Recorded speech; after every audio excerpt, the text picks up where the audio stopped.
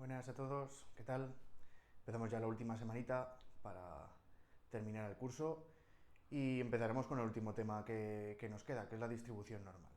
Bueno, antes de empezar con ella, quería comentaros que para el viernes me gustaría el juntarnos para vernos las caras en alguna especie de estas de chat, de Jitsi o alguno de estos, para poder, pues eso, hablar un poquito, desear feliz verano para todos y nada, y simplemente pues será eso, juntarnos un poquete para el que esté interesado y vernos, que espero que seáis todos por aquello de, pues eso, despedirnos y que celebremos un buen verano que nos lo hemos ganado todos después de este tiempo que nos ha tocado vivir un poco convulso.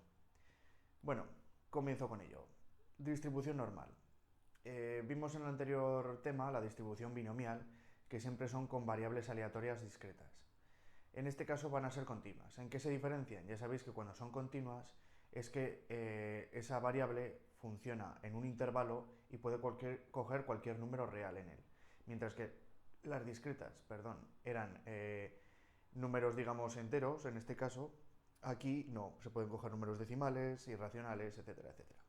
Entonces, ¿cambia la cosita un poco? Sí, a la hora del cálculo de probabilidades ya no va a ser del mismo modo que lo hacíamos con las distribuciones binomiales. Pero bueno, vamos a ir explicando poquito a poco y a ver así si lo entendéis perfectamente.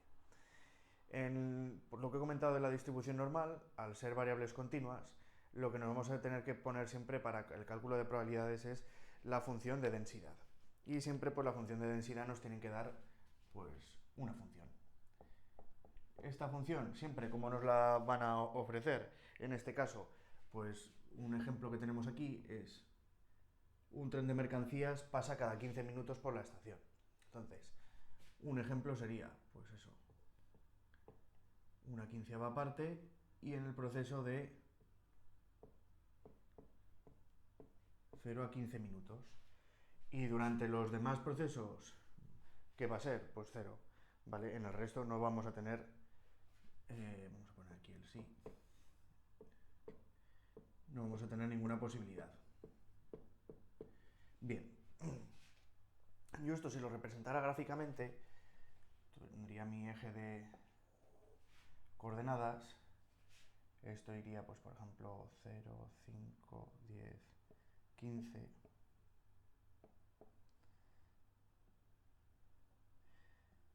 y esto pues vamos a poner aquí que es un quinceavo. Yo aquí lo que tendría en esta gráfica, si la fuera a representar, sería en todo este tramo de 0 a 15, punto vacío, ya veis que aquí en este otro tramo otro punto vacío y de aquí a aquí, como me han dicho que el resto es cero, pues se va a mover de esta manera.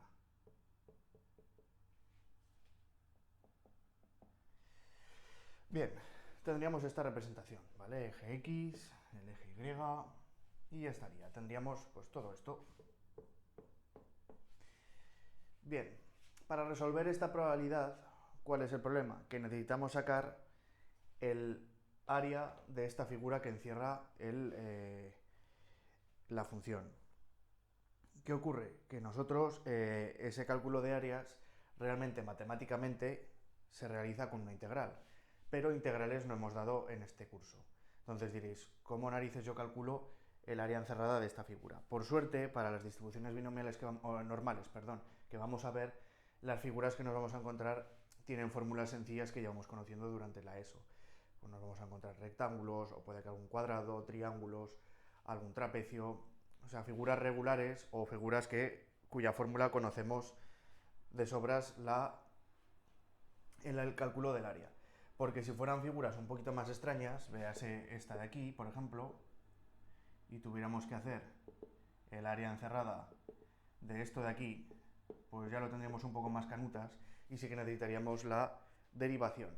Pero en este caso, o sea, la integración. Pero en este caso, como no nos van a aparecer de estas, pues vamos a vivir un poco más tranquilos y con tal de saber fórmulas de áreas relativamente sencillas se pueden calcular. Por ejemplo, si aquí yo quisiera calcular el área de esta función, pues lo que haría es base por altura. ¿Cuál es mi base? Pues mi base va de 0 a 15.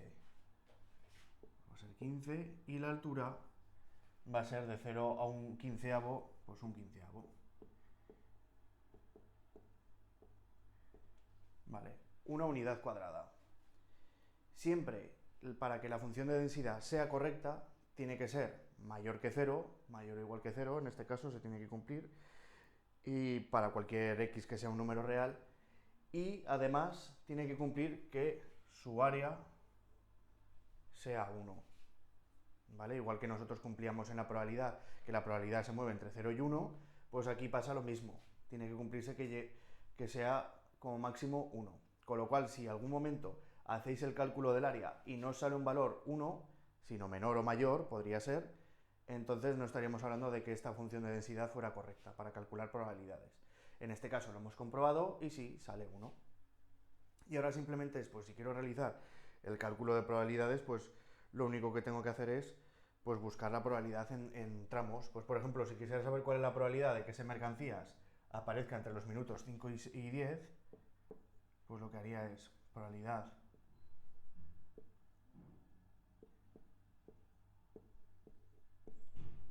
¿vale? Imaginar que tuviéramos esto de aquí, que estén... Sí, así estaría perfecto. Pues lo que haríamos es, vale, buscar el área de esto. ¿Cuánto sería en este caso la base? Pues entre 5 y 10 sería 5. Y la altura sigue siendo la misma, porque esto no varía.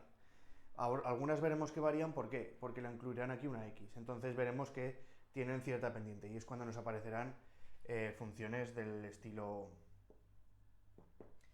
que sean trapecios. Bien, yo hago esta multiplicación y si simplifico me quedaría pues un tercio. Tengo un 33% de probabilidades de que me aparezca el tren de mercancías de turno en el tramo de 5 a 10 minutos. Bien, ya habéis visto que el cálculo es muy sencillo. Aquí, en este caso, incluso ha sido muy agradecido porque la figura es un rectángulo. Pero bueno, vamos a ver, por ejemplo, alguna en que no se cumpla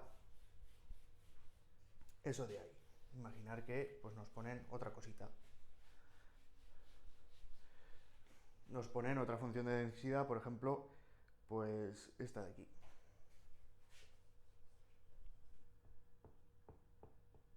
X más 1 partido de 6.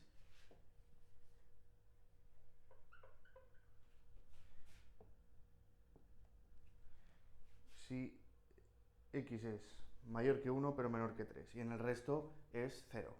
Bien, si esto lo fuera a representar, porque siempre es interesante la representación para visualizar qué tipo de figura vamos a tener, pues sería, si esto lo tuviéramos 0, 1, 2, 3. Bien, esto sé que en 1, si lo fuera a sustituir, me va a salir 2 sextos, pues tendríamos 2 sextos. No lo voy a simplificar porque como lo voy a también tener todo en sextos, pues así sé la proporción bien. 2 sextos, 3 sextos, 4 sextos. Vale, sé que en 1 va a ser 2 sextos, pues aquí pondríamos el círculo vacío, porque pensar que como no está incluido el 1, del 1 hacia el menos infinito va a ser 0 y del 3 hacia el más infinito va a ser 0. Bien, tenemos 2 sextos y en x3 si lo sustituyo me va a salir 4 sextos, con lo cual en 4 sextos pues meteremos también otro punto vacío. Bajo esto para tener la misma proporción y uno de los puntos.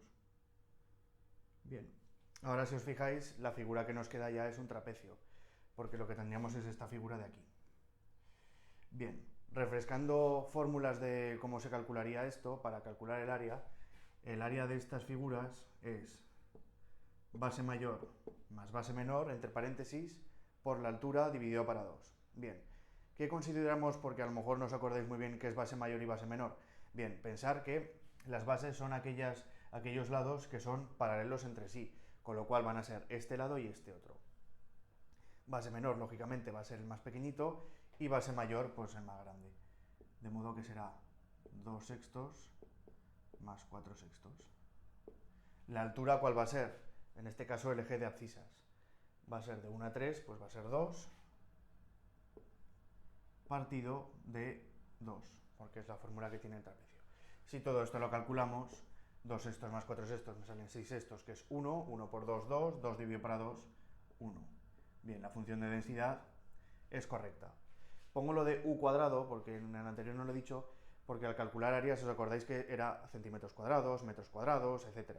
Claro, aquí no nos están dando unidades, con lo cual unidades, su abreviatura sería una u, y como son cuadradas, porque son áreas, se pone una u de unidad y el 2 de cuadrado, porque estamos en unidades cuadradas. Por eso se pondría así cuando no sabemos las unidades, cuando digamos que es adimensional. Bueno, si fuera dimensional directamente no se pondría, perdón, que es un poco liar, pero en este caso, como en matemáticas no sabemos qué área puede ser, pues ponemos u cuadrado y listo. Perfecto. Bien, vemos que esto se cumple, pues ahora ya es probar diferentes probabilidades. Pues la probabilidad de que ocurra entre 2 y 3, pues ya habéis visto que simplemente es coger y sustituir los valores en la función. Pues aquí nos quedaría 3 sextos más 4 sextos por 2 dividido para 2. Perdón, por 2 no, por 1. Cuidado, que aquí me he confundido, porque ahora la altura es de 2 a 3, y de 2 a 3 es 1. Si no, nos hubiera salido un número mayor que 1 y eso no estaría correcto. Si lo sumo, que tengo por aquí la calculadora, me queda 7 sextos, que dividido para 2 nos queda, si lo dejáramos en forma de 0,58. Pues la probabilidad sería un 58,33, es periódico, por ciento de que ocurra algo en el paso 2, 3. Bien, si os fijáis eso, sobre todo, mucho cuidado con los puntos vacíos y los puntos rellenos. Puede ser que en alguna ocasión comiencen todos en el mismo punto, pues entonces en este caso, como está este junto con este, vamos a tener que el punto relleno. Y sobre todo será más agradecido porque lo que tendremos serán triángulos en ese caso. Si empezara aquí, en este caso, imaginar que hubiera empezado desde menos 1, pues menos 1 más 1, 0, pues esto hubiera empezado así y hubiera tenido, en ese caso, forma de triángulo o rectángulo. A ver, para la fórmula, pues ya habéis visto que tampoco es que el trapecio nos suponga un dolor de cabeza, pero bueno, pues tendríamos otra. Sobre todo eso, tener claras, pues, rectángulos, cuadrados, que son muy sencillos, trapecios de este estilo, que ya habéis visto que también, triángulos, porque serán las áreas que nos encontremos. En este curso no se verán otras, porque está claro que como no estamos en el mundo de las integrales, pues no se puede avanzar más en ese estilo. Pero bueno, sobre todo lo importante es comprobar si la función de densidad se cumple que es 1, y una vez que ya se ha cumplido que es 1, que sabemos que es correcta, porque a lo mejor nos pueden colar una función de densidad que no sea correcta, ya podemos calcular las probabilidades de turno. ¿Vale? Y con esto, pues bueno, suficiente explicación por hoy sobre el tema de distribución normal. Mañana corregiremos algún ejercicio relacionado con este apartado y seguiremos avanzando con este tema y eso. Y espero que si no tenéis ninguna duda, pues que no hace falta que me mandéis los ejercicios. Y si tenéis alguna duda sobre este vídeo, sobre cómo plantear el ejercicio que os mande, pues me podéis preguntar y yo la resuelvo encantado. Bueno, a cuidarse mucho, que vaya todo genial y nos vemos mañana. Hasta luego.